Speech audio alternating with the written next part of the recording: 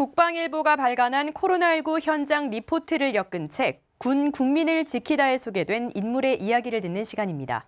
두 번째 주인공은 국군 화생방 방호사령부 시설방역팀 윤진호 중위입니다. 김동희 기자가 만나고 왔습니다. 올 3월 초 코로나19가 대구 경북 지역을 중심으로 확산하던 때 국군 화생방 방호사령부는 긴급히 도로 건물 방역팀과 시설 방역팀으로 꾸려진 특수임무대를 편성했습니다. 당시 윤진호 중위가 이끈 특임대 시설 내부 방역팀은 3월 3일 대구 경북 지역에 투입돼 약 한 달 동안 방역 작전을 펼쳤고 열흘 후 국군 대전병원에서 활동을 이어나갔습니다. 국가급 WMD 대응 부대인 화생방 방호사령부의 소속입니다. 스스로가 이번 임무는 굉장히 명예로웠고 또 마땅히 제가 해야 할 일이라고 생각을 했습니다. 방역을 위해 견뎌야 할 장비 무게만 60kg. 극도로 긴장되고 힘들었던 상황에서 임무에 충실할 수 있었던 원동력은 뭐였을까? 한여름이 아니었음에도 불구하고 굉장히 많은 땀을 흘리면서 작업을 진행합니다.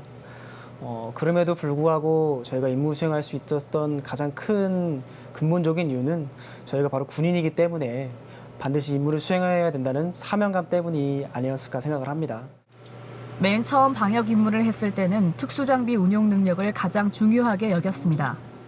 전시를 대비하는 부대이고 WMD 대응 부대였기 때문에 제가 군에 온 이후로 이런 특정한 어떠한 질병에 맞서서 어떤 방역 작전을 나간 적은 없습니다. 방역을 하면 할수록 가장 크게 와닿았던 건 이런 특수장비 운용 능력이라기보다 어떤 정신력이라든지 체력에 있어서 굉장히 중요하다라고 생각을 하게 됐습니다. 윤중이는 코호트 격리시설로 지정됐던 대구의 한마음 아파트를 방역했을 때가 가장 기억에 남는다고 말합니다. 특수보호복을 입고 양압식 공기호흡기를 메고 무거운 장비를 들고서 엘리베이터가 없는 5층짜리 아파트를 오르락내리락거리며 방역 활동을 했습니다. 단지 이렇게 힘들다고만 해서 기억에 남는 건 아닙니다. 저희가 방역을 끝나고 난 다음에 주변에 계신 이제 시민분들께서 멀리서 감사합니다라는 말씀을 굉장히 크게 해주신 분이 계셨습니다. 거기에 더불어서 저희가 차량을 타고 지나가는데 기립박수를 막 해주시는 분들도 계셨고 굉장히 의미 있는 일이었던 것 같습니다. 레벨 B 방호복을 입어도 감염 위험에 노출돼 불안한 마음을 떨치기 쉽진 않았지만 묵묵히 임무를 수행해 나갔습니다. 혹시라도 발생할 수 있는 틈새에 대해서도 굉장히 꼼꼼하게 체크를 하고 방역작전을 수행하게 됩니다. 그럼에도 불구하고 만에 하나의 어떤 감염 가능성을 완전히 배제할 수는 없었습니다. 이런 탓에 제 스스로가 내심 걱정이 됐던 것 같습니다. 내가 혹시라도 PCR 검사가 음성이 나왔음에도 불구하고 감염되진 않았을까.